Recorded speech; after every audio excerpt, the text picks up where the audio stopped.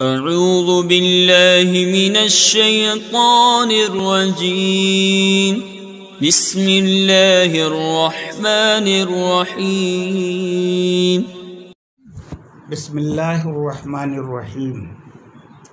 میں مجاہد حسین رضوی، استاذ دارالعلوم غریب نواز الہ آباد، درجہ ثامنہ کے متعلمین سے مخاطب ہوں اور بیضاوی شریف کا درس دینے جا رہا ہوں۔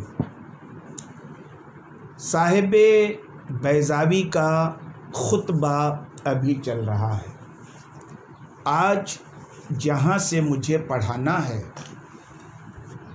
اس کی عبارت یہ ہے کہ وَأَفْحَمَ مَنْ تَصَدَّى لِمُعَارَضَتِهِ من فصحاء عدنان وبلغاء قحطان حتى حسبوا انهم سحروا تسحیرا۔ مفہوم یہ ہے کہ قبیلہ عدنان کے او فصحاء اور قبیلہ قحطان کے او بلغا جو قرآن کریم کا جواب لانے کے درپے ہوئے، اللہ رب العزت نے ان کو خاموش کر دیا، یہاں تک کہ ان لوگوں نے یہ گمان کر لیا کہ ان پر جادو کر دیا گیا ہے۔ اب آپ یہاں سے دیکھیں کہ پہلا لفظ ہے افہم۔ افہام کا معنی ہے کسی کے چہرے کو کالا کر دینا۔ فہم نے کوئلہ ہوتا ہے نا، کوئلہ، افہم کوئلہ کر دینا، سیاہ کر دینا۔ لیکن یہاں سیاہ کرنا مراد نہیں ہے، بلکہ یہاں پر ساکت اور عاجز کر دینا ہے۔ اس لیے کہ جب کوئی شخص کسی کام سے عاجز ہو جاتا ہے نا، تو فطری طور پر اس کے چہرے پہ سیاہی دوڑ جاتی ہے۔ تو بولا گیا افہما اور اس سے مراد لیا گیا عاجز کرنا، ساکت کرنا، جو سبب ہے چہرے کی سیاہی کا۔ یہاں پر فصحا اور بلغا دونوں ایک ہی معنی میں ہیں۔ فصاحت اور بلاغت کی تعریف کی تفصیل یہاں کرنا مناسب نہیں ہے، لیکن آپ پڑھ چکے ہیں مختصر المعانی میں کہ فصاحت اور بلاغت میں کیا فرق ہوتا ہے۔ ہر فصیح بلیغ نہیں ہوتا، لیکن ہر بلیغ فصیح ہوتا ہے، مگر کبھی کبھی فصاحت کا اطلاق اس پر ہوتا ہے جو بلاغت پر بھی مشتمل ہو۔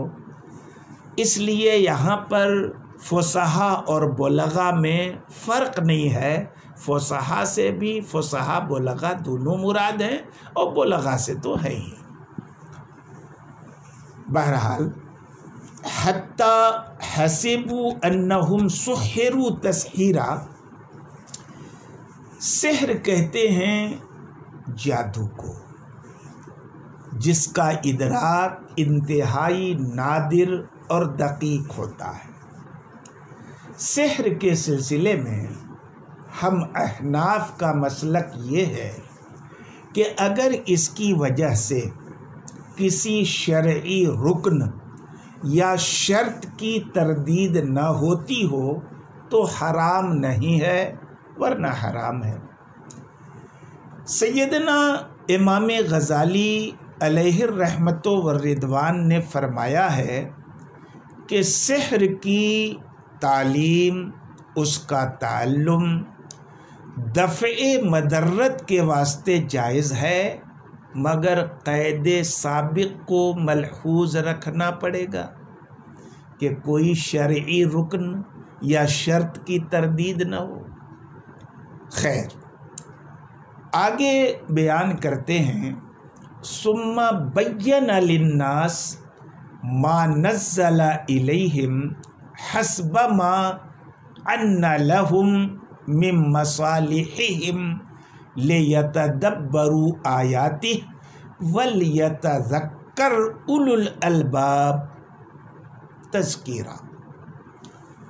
پھر اللہ رب العزت نے لوگوں کے لیے جو ان کی طرف اتارا اس کا واضح طور پر بیان فرمایا، اور اتارا کیسے؟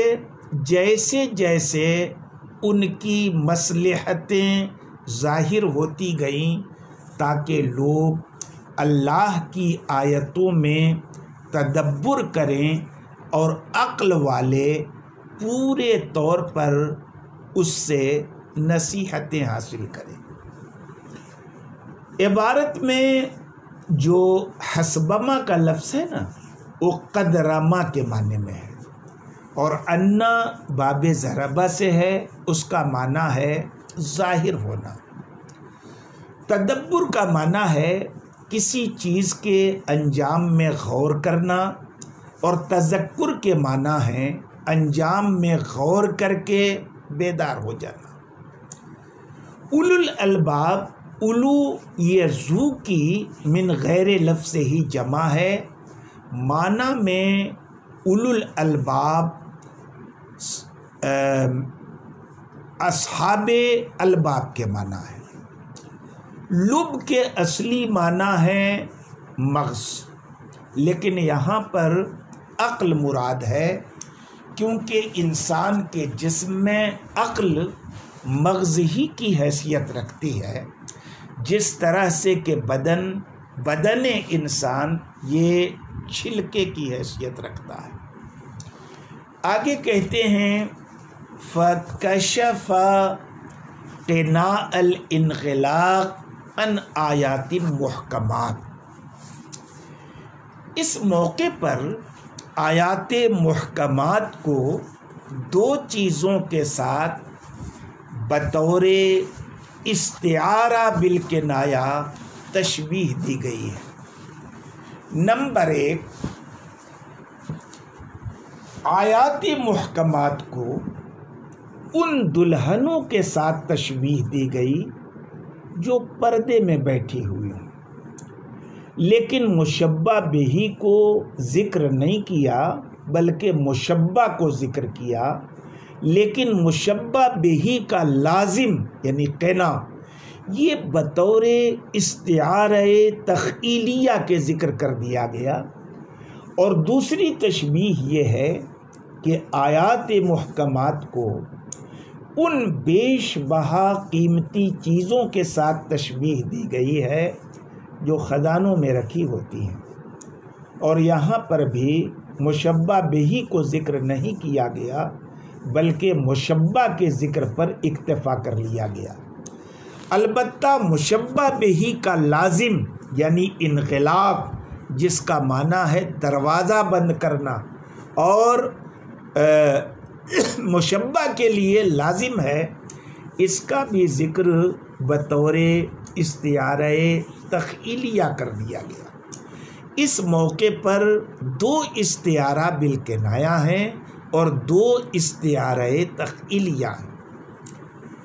یہاں پر ایک اعتراض بھی ہے، مگر اعتراض سمجھنے سے پہلے محکم اور متشابہ کا معنی سمجھنا ضروری ہے۔ محکم کہتے ہیں معروف المراد کو، اور متشابہ کہتے ہیں غیر معروف المراد کو۔ اب اعتراض یہ ہوتا ہے کہ جب محکم کے معانی معلوم ہوتے ہیں اور اس میں غیر کا احتمال ہی نہیں ہوتا تو وہاں پیچیدگی کا کیا سوال ہے؟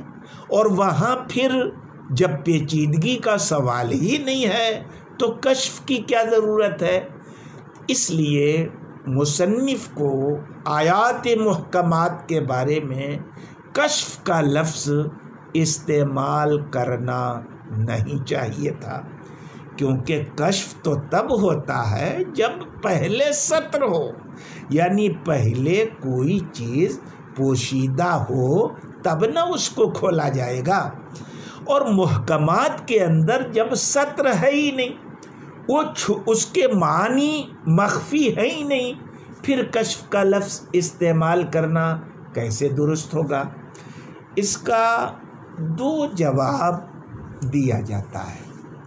پہلا جواب یہ ہے کہ محکمات کے اندر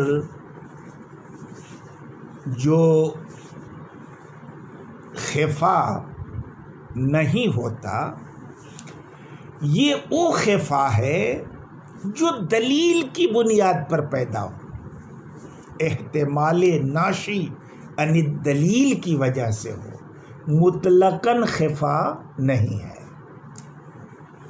تو آیات محکمات کے اندر مخفی ہونا جو منفی ہے، اس مخفی ہونے میں خفا کون سا ہے؟ جو دلیل کی بنیاد پر احتمال ناشی عن الدلیل ہو، مطلقاً خفا ہی نہ ہو، اس کی نفی نہیں ہے۔ اور کشف سے اس خفا کو دور کیا گیا ہے جو احتمال ناشی من غیر الدلیل ہو۔ اب کوئی اشکال نہیں رہ جاتا اور لفظ کشف کا ذکر کرنا درست ہو جاتا ہے۔ دوسرا جواب یہ ہے کہ کشف کا جو معنی آپ نے بیان کیا، کیا معنی بیان کیا؟ کہ کشف کے لیے پہلے ستر ہونا ضروری ہے، تب کشف ہوگا۔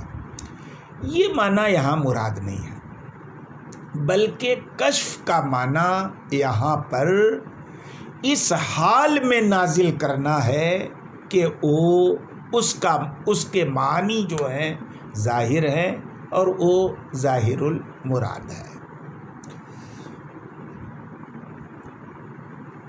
آگے مصنف کہتے ہیں وَأَبْرَزَ غَوَامِدَ الْحَقَائِقِ وَلَطَائِفَ الدَّقَائِقِ لِيَتَجَلَّى لَهُمْ خَفَايَا الْمُلْكِ وَالْمَلَكُوتِ وَخَبَايَا الْقُدْسِ وَالْجَبَرُوتِ وَمَهَّدَ لَهُمْ قَوَائِدَ الْأَحْكَامِ۔ غامض کی جمع ہے یا غامضہ کی جمع ہے، اس لیے کہ جو لفظ فاعل کے وزن پر ہوتا ہے اور جو الفاظ غیر ذوی العقول کی صفات بنتے ہیں، ان کی جمع فواعل کے وزن پر آتی ہے۔ حقائق جمع ہے حقیقت کی۔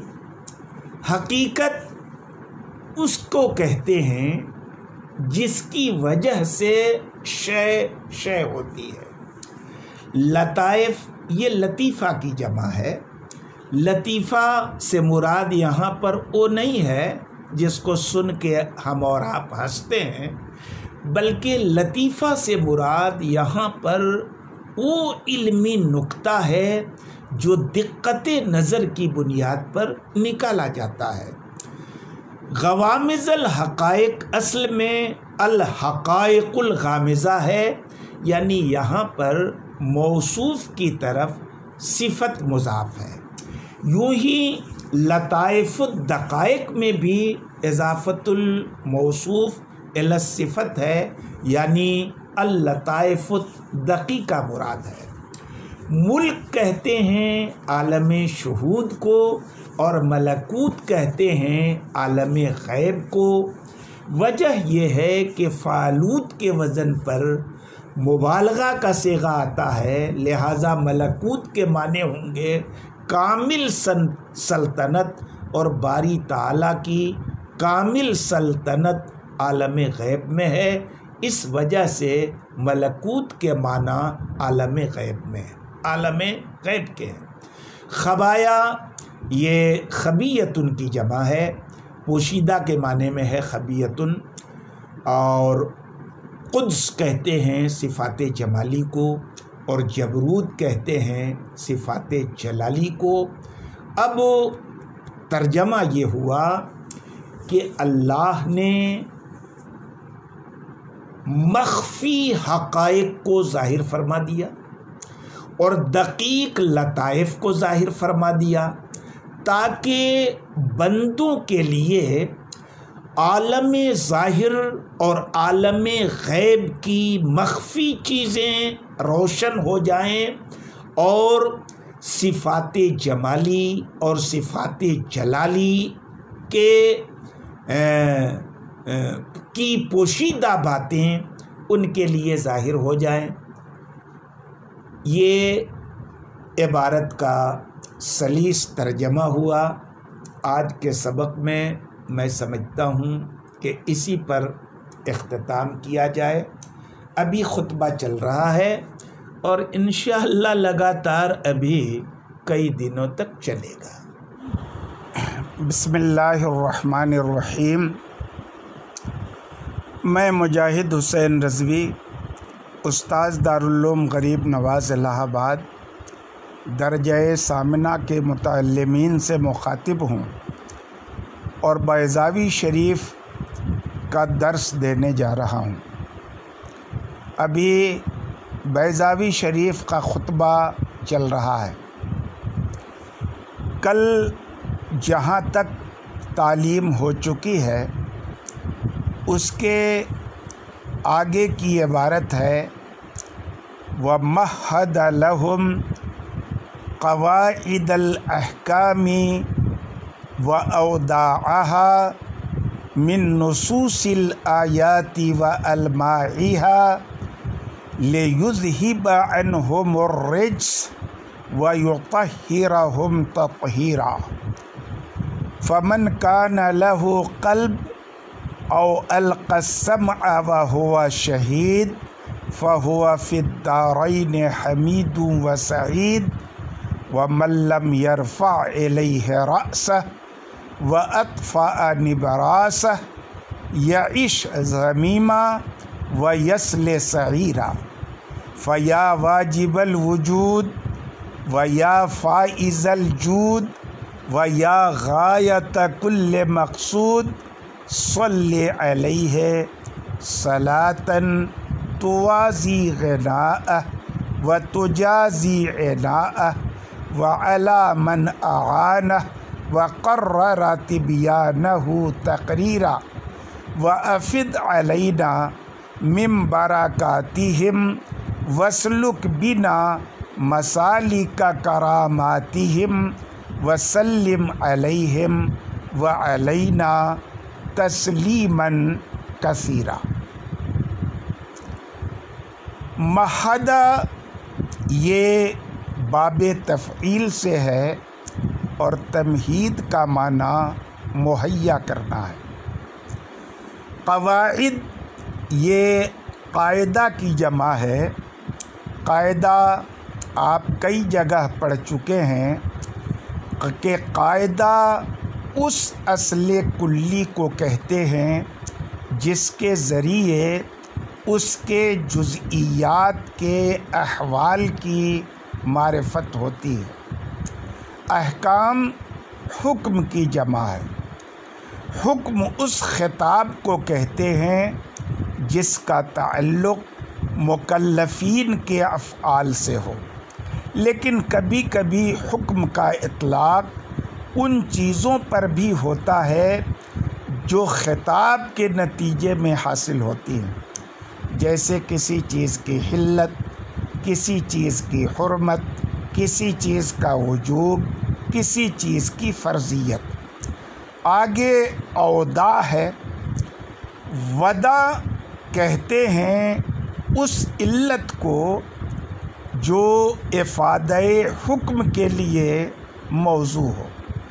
جیسے حدیث شریف میں آپ نے پڑھا ہوگا کہ بلی کے جھوٹے کے تعلق سے حضور اکرم صلی اللہ علیہ وسلم نے ارشاد فرمایا کہ انہا من الطوافین علیکم والطوافات، کہ یہ بلی جو ہے نا یہ تمہارے اوپر چکر لگانے والوں میں اور چکر لگانے والیوں میں ہے۔ یہ لفظ طواف علت ہے افادہ حکم کے لیے مفید ہے، اور یہی اسی علت کی بنیاد پر بلی کے جھوٹے کو حرام قرار دینے کے بجائے مکروہ تحریمی قرار دیا، اور پھر تخفیف کے لیے کہا گیا کہ بلی کا جھوٹا مکروہ تنزیہی ہے۔ اب ترجمہ یہ ہوا۔ اچھا، آگے نصوص آیات ہے۔ نصوص نص کی جمع ہے۔ نص اس کلام کو کہتے ہیں جو جس کا معنی ظاہر ہو، یا یوں کہیے کہ اپنی مراد پر جو لفظ ظاہر الدلالت ہوتا ہے وہ نص کہلاتا ہے۔ آگے علماء کا لفظ آیا ہے۔ لمع کہتے ہیں روشنی کو۔ اب اس لمع کے اندر نص سے ظاہر نص کے علاوہ دوسری چیزوں سے دوسرے معنی جو نص سے سمجھے جاتے ہیں وہ علماء میں آ جائیں گے۔ اب ترجمہ یہ ہوا کہ اللہ رب العزت نے ان کے لیے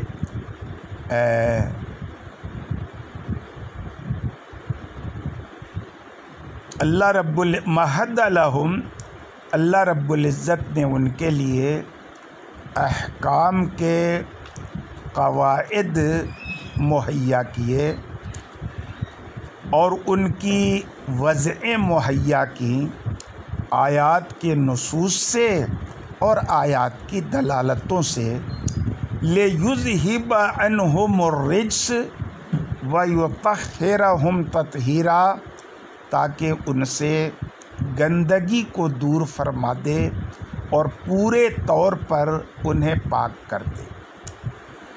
فَمَنْ كَانَ لَهُ قَلْبٌ أَوْ أَلْقَى السَّمْعَ وَهُوَ شَهِيدٌ، تو جس شخص کے واسطے دل ہے، تو دل تو بھائی سب کا ہوتا ہے، دل ہی کی حرکت پہ تو حیات حیوانی کا دار و مدار ہے کہ جب تک دھڑک رہا ہے تب تک حیات ہے۔ جیسے ہی دھڑکن اس کی رکی کہ حیوان کی موت ہو جاتی ہے۔ تو اب یہ کہنا کہ جس کا دل ہو کوئی خاص بات نہیں ہوئی، دل تو سب کا ہوتا ہے۔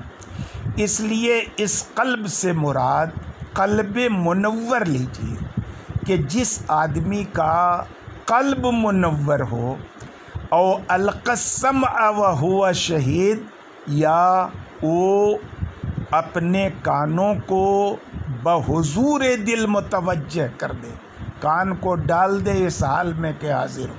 یہ نہیں کہ کوئی بات کر رہا ہے، آپ کا کان تو سن رہا ہے مگر دل بازار میں ہے، دوسری چیزوں کی طرف متوجہ ہے، تو یہ سن تو رہا ہے مگر شہید نہیں ہے۔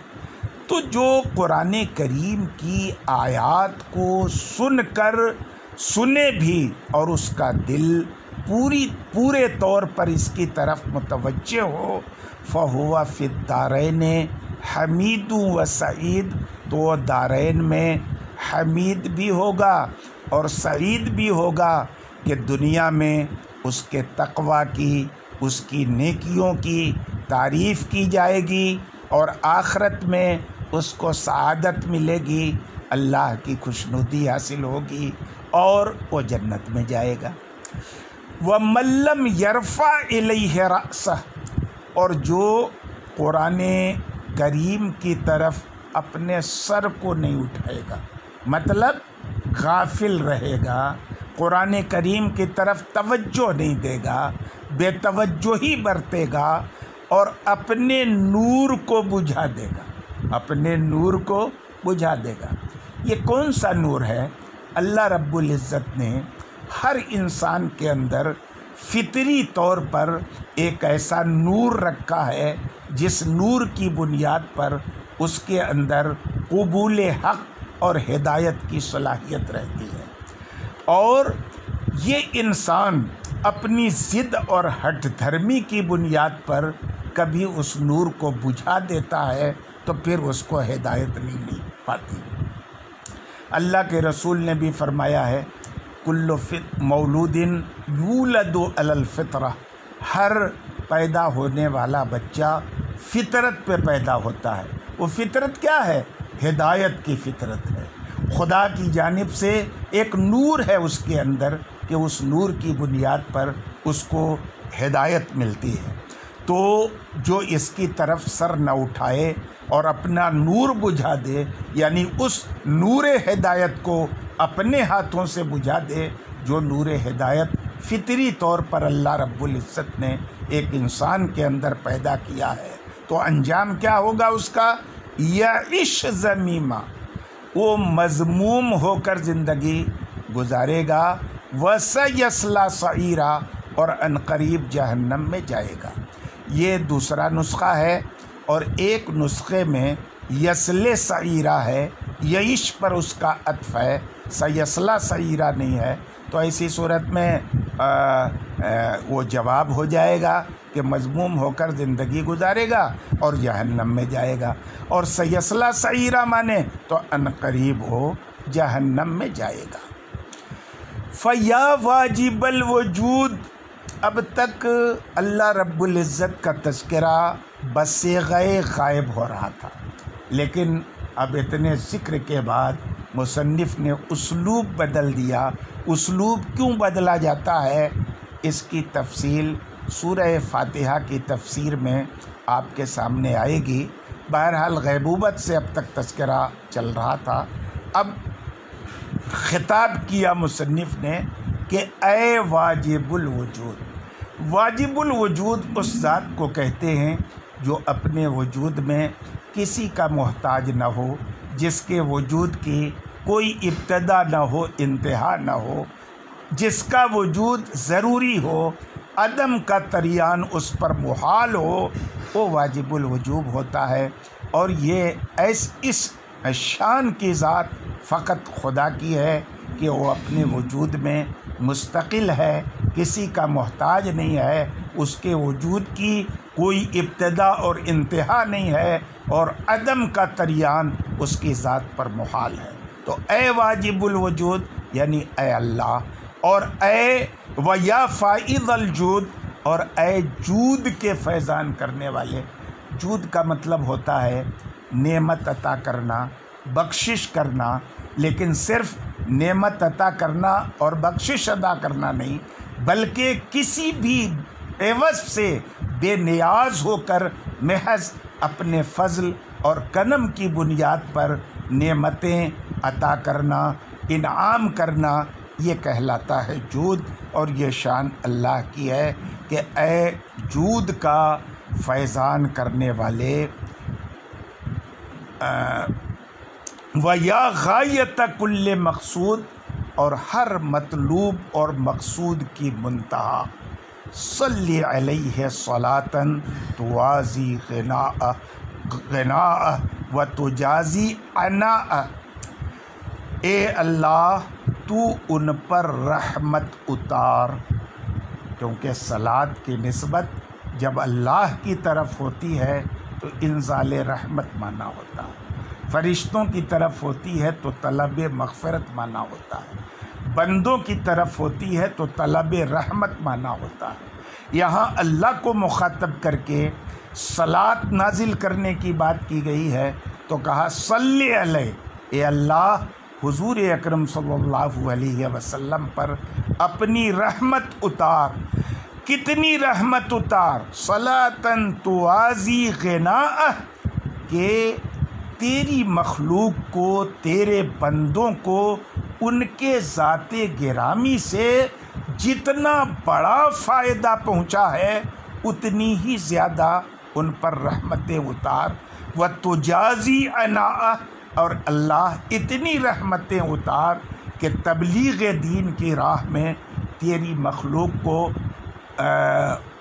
ہدایت کی راہ پر گامزن کرنے کی راہ میں تیرے پیغمبر نے جتنی زیادہ مشقتیں اٹھائی، پتھر کھائے، کانٹوں پہ چلے، لوگوں کی گالیاں سنی، تانے سنے، لوگوں نے جنگ کی سرکار سے، ان کے غلاموں کو ستایا، نہ جانے کتنی مشقتیں اللہ کے رسول نے تبلیغ دین کی راہ میں اٹھائی ہیں۔ اے اللہ ان پر اتنی رحمتیں اتار جو ان کی مشقتوں کا بدل بن جائے۔ وَعَلَى مَنْ أَعَانَهُ وَقَرَّرَ تِبْيَانَهُ، اور اے اللہ ان پر بھی رحمتیں اتار جنہوں نے حضور اکرم صلی اللہ علیہ وسلم کی اعانت کی اور ان کے بیان کو ثابت کیا۔ اور یہ کن کی جماعت ہے؟ یہ رسول اللہ صلی اللہ علیہ وسلم کے اصحاب کی جماعت ہے جو تبلیغ دین کی راہ میں شانہ بشانہ رہے اور دامیں ترمیں قدمیں سخنیں جتنی طرح سے حضور اکرم صلی اللہ علیہ وسلم کی اعانت ہو سکتی ہے، ہر طرح سے نبی کے اصحاب نے ان کی اعانت کی۔ کہا وَقَرَّرَ تِبْيَانَهُ تَقْرِيرًا، ان پر رحمت اتار جنہوں نے حضور اکرم صلی اللہ علیہ وسلم کے بیان کردہ احکام کو ثابت رکھا۔ وَافِضْ عَلَيْنَا مِن بَرَكَاتِهِمْ، اور اے واجب الوجود ہمارے اوپر ان کی برکتوں کا فیضان کر دے۔ وَاسْلُكْ بِنَا مَسَالِكَ كَرَامَاتِهِمْ، اور اے اللہ ان کی کرامتوں کے راستوں پر ہمیں بھی چلا دے۔ وَسَلِّمْ عَلَيْهِمْ وَعَلَيْنَا تَسْلِيمًا كَثِيرًا، اور اے اللہ ان پر بھی اور ہمارے اوپر بھی کثرت سے سلامتی نازل فرما۔ اب یہاں سے خطبہ ختم ہو گیا۔ انشاءاللہ کل علم تفسیر کی اہمیت، اس کی عظمت کے تعلق سے اور بیضاوی شریف کی وجہ تالیف کیا ہے، اس کی خصوصیات کیا ہیں، ان سب کا تذکرہ انشاءاللہ کل کے سبق میں ہم